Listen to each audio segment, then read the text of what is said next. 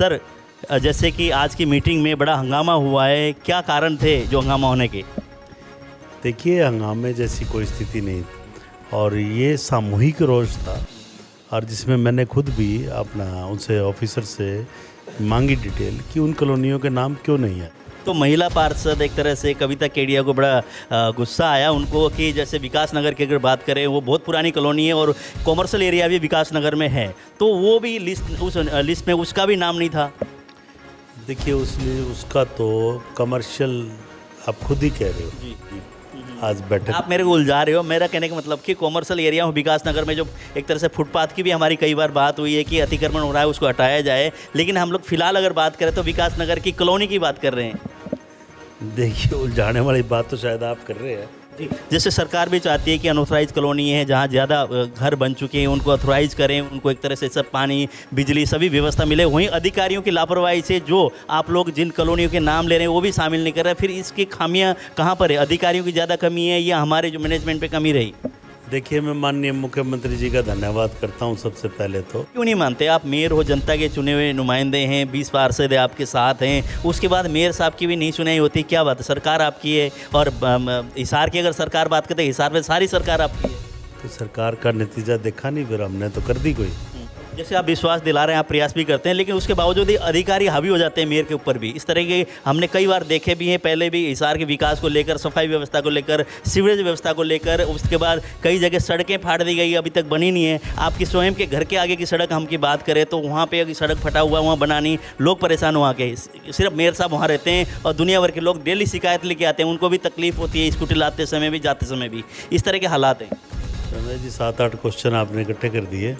एक चीज़ और मैं आपसे जानना चाहूँगा, वार्ड नंबर 1 के पार्षद टीनू जैन जी भी आपके सामने बैठे हैं, वार्ड नंबर 20 के पार्षद उनके घर भी निवासी नज़दीक है, फाटक के वहाँ पे एक गड्ढा है, 2 महीने से अधिक का समय हुआ है, वहाँ अगर बरसात हो, पानी भर जाए तो वहाँ से ट्रेन भी बैठ सकती है, दुर्घटना बहुत बड़ी हो सकती है। उसको लेकर कान और आंखें बंद करके दोनों पार्षद बैठे हुए हैं, आपके निगाह में मामला है नहीं और उसमें काम कब शुरू होगा? हालांकि कहते हैं कि टेंडर हो चुका है लेकिन कार्य शुरू नहीं हुआ। वार्ड नंबर 1 के पार्षद और मैं दोनों चंडीगढ़ जाकर इसको पास कराकर टेंडर भी करा चुके, वर्क ऑर्डर भी करा चुके। अब ये काम सिर्फ ठेकेदारों की हड़ताल के कारण रुका हुआ है। सरकार का इसमें 0% जो कहता हूँ फॉल्ट भी नहीं है। तो ठेकेदार की हड़ताल है, आपने कहा कि सख्त कार्रवाई करने के आदेश दे दिए हैं, उसके बाद अगर ये हड़ताल पे रहेंगे और कार्रवाई नहीं होगी तो खड्डा के लिए, जैसे वहाँ पे दुर्घटना न हो, उसके लिए निगम के किस तरह की कदम होंगे? देखिए, वो एक सेफ्टी पॉइंट से तो वहाँ पर बैरिकेड्स वगैरह किए गए हैं। आज हाउस की मीटिंग की नगर निगम में और यहाँ पे हंगामेदार मीटिंग रही। हमारे साथ मेयर साहब हैं गौतम सरदाना जी, हम बात करेंगे। सर, जैसे कि आज की मीटिंग में बड़ा हंगामा हुआ है, क्या कारण थे जो हंगामा होने के? देखिए, हंगामे जैसी कोई स्थिति नहीं थी। एक जायज़ मुद्दे पर आज एक बैठक थी कि सरकार जो है कॉलोनियाँ रेगुलाइज करने जा रही है, तो उसकी डिटेल मांगी गई थी और हमने हाउस की मीटिंग में पिछले 4.25 साल में सभी पार्षदों ने अपनी अपनी बात रख रखी थी। एजेंडों में अपनी अवैध कॉलोनियाँ के नाम डलवा रखे थे कि ये कॉलोनियाँ पास की जाएं, तो उन कॉलोनियों के नाम उस जो 26 कॉलोनी की लिस्ट में नहीं थे। तो इसी कारण जो है सभी में रोष था और ये सामूहिक रोष था और जिसमें मैंने खुद भी अपना उनसे ऑफिसर से मांगी डिटेल कि उन कॉलोनियों के नाम क्यों नहीं आए, तो संतुष्टि भरा जवाब दे नहीं पाए। तो उनको मैंने यही आदेश किया कि जब तक आपके पास जो हमारे हाउस की मीटिंग में हमने कॉलोनियाँ पास की हैं उनकी हमें स्टेटस रिपोर्ट नहीं बताते, तब तक हम ये जो है एजेंडा पास नहीं करेंगे। और बिल्कुल डिटेल से आप बना के लाएँ, पार्षदों के साथ कॉलोनी में ग्राउंड में जाएँ कि कौन कौन सी कॉलोनियाँ हैं। आपको खुद को नाम नहीं पता कॉलोनियों के, लेकिन हमारे पार्षद साथियों को सभी कॉलोनियों के नाम पता है। उनको आप साथ लेके जाए, उनको देखे जाकर कि भाई कौन कौन सी कॉलोनी वैध करने की ज़रूरत है। हर सरकार ने, अधिकारियों ने जवाब दिया, सरकार ने नॉर्म्स बनाए, आप नॉर्म्स के हिसाब से कीजिए, लेकिन जो हमारी बात है, हमारे हिसार शहर के जनता की बात है, उस जनता की आवाज़ को भी हमारा फ़र्ज़ है कि राज्य सरकार तक पहुँचाना। तो वो जो उस सब पर कार्रवाई है, 2-3 दिन में मेरे पास रिपोर्ट आ जाएगी। हम फिर ये बैठक बुलाएंगे और उम्मीद है हमें, क्योंकि सरकार एक अच्छी शुरुआत करने जा रही है कि जो कॉलोनियाँ पुरानी कटी हुई हैं वो वैध की जाए, तो उसके लिए नॉर्म्स तो बनाने ही पड़ते हैं। तो उन्हीं नॉर्म्स पर जो है पार्षद साथी भी चाहते हैं कि हमारी जो वार्ड में जो कॉलोनियाँ हैं वो सभी पर जो है रेगुलाइज कराने की जो है नियमित जो कार्रवाई हो। तो महिला पार्षद एक तरह से कविता केडिया को बड़ा गुस्सा आया उनको कि जैसे विकास नगर की अगर बात करें वो बहुत पुरानी कॉलोनी है और कॉमर्शियल एरिया भी विकास नगर में है, तो वो भी उस लिस्ट में उसका भी नाम नहीं था। देखिए उसका तो कमर्शियल आप खुद ही कह रहे हो जी, कि कमर्शियल का तो उसमें कोई लिस्ट में जिक्र है भी नहीं कॉमर्शियल वहाँ पे एरिया है, उसके साथ में कॉलोनी भी है, उसकी बात कर रहा हूँ मैं। नहीं। देखिए शर्मा जी, विकास नगर में आप खुद कह रहे हैं कि भी कमर्शियल एक्टिविटी है, वो कमर्शियल कॉलोनीज़ का तो लिस्ट में नाम था ही नहीं, सिर्फ रेजिडेंशियल कॉलोनियों की आज बैठक। आप मेरे को उलझा रहे हो। मेरा कहने का मतलब कि कॉमर्शियल एरिया हो विकास नगर में जो एक तरह से फुटपाथ की भी हमारी कई बार बात हुई है कि अतिक्रमण हो रहा है उसको हटाया जाए, लेकिन हम लोग फिलहाल अगर बात करें तो विकास नगर की कॉलोनी की बात कर रहे हैं। देखिए उलझाने वाली बात तो शायद आप कर रहे हैं, बात तो अब कॉलोनियों की चल रही थी, ले गए अतिक्रमण की साइड। हाँ, विकास नगर हमारा हाउस चाहता है कि पास हो, ठीक है, काफ़ी वर्षों पुरानी शहर की जनता के ही प्लॉट है वहाँ, और विकास नगर के लिए हम सारे पॉजिटिव हैं कि जिस स्थिति में वो है उसके कोई डेवलपमेंट चार्ज लेकर, मान लो जैसे भी बना हुआ है वो तो ड्रोन से सब दिख रहा है, और उनके जो है डेवलपमेंट चार्ज भरवा कर, कुछ एक्स्ट्रा भरवा कर भी, मैं तो आपके माध्यम से वो शायद सुन भी रहे होंगे कि थोड़ा डेवलपमेंट चार्ज जो है गवर्नमेंट को भी इनकम हो और वहाँ पर पूरी सीवर सड़क पानी की हम व्यवस्था कर सकें, ऐसे चार्ज लेकर जो है रेगुलर कर देनी चाहिए। ये हमारे हाउस में हमने पास कर कर भेजी हुई है। आप जो कह रहे हो उसमें रेजिडेंशियल कॉलोनियाँ का ही जिक्र था, विकास नगर का नहीं था, और विकास नगर के लिए भी हम स्पेशल जो हमने जवाब मांगा है, और विकास नगर भी है जो रेगुलर होना चाहिए, ये हमारा हाउस चाहता है। जी, जैसे सरकार भी चाहती है कि अनऑथराइज कॉलोनी है जहाँ ज़्यादा घर बन चुके हैं उनको ऑथराइज करें, उनको एक तरह से सब पानी बिजली सभी व्यवस्था मिले, वहीं अधिकारियों की लापरवाही से जो आप लोग जिन कॉलोनियों के नाम ले रहे हैं वो भी शामिल नहीं कर रहे, फिर इसकी खामियां कहाँ पर है? अधिकारियों की ज़्यादा कमी है या हमारे जो मैनेजमेंट पे कमी रही?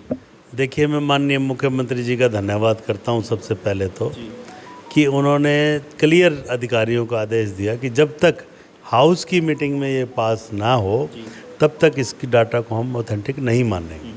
तो ये माननीय मुख्यमंत्री ने जो स्थानीय सरकार है उसको ये पावर दी है।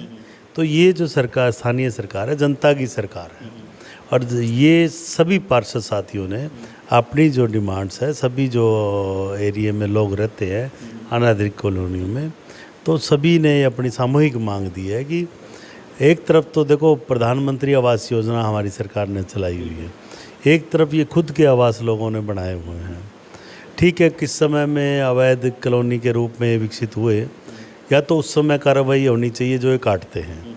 अब जब जिन लोगों ने प्लाट ले लिए, अब उस प्लाट रहने के लिए और ज़िंदा रहने के लिए सब चीज़ की ज़रूरत होती है।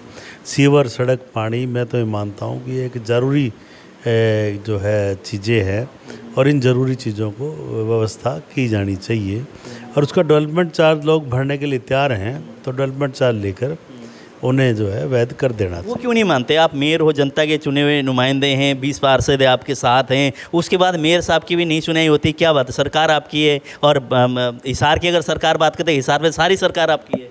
तो सरकार का नतीजा देखा नहीं, फिर हमने तो कर दी कोई, जो हमारी पावर हम पूरा यूज कर रहे हैं, और जनता को न्याय दिलाकर ही हम मानेंगे। और जितनी भी जो ये कॉलोनियाँ हैं जिनमें हमारे हिसार की जनता रहती है, उनको पूरी सुविधाएं मिले, इसके लिए हम प्रयासरत हैं। कई जगह कानून भी अड़ते हैं, तो उस कानून को बदलवाने का काम हम राज्य सरकार से भी करेंगे, और कॉलोनियों को जो है पूरी सुविधा मिले, इसके लिए हम पूरा प्रयास कर रहे हैं, और हम ज़रूर इसमें सफल भी होंगे।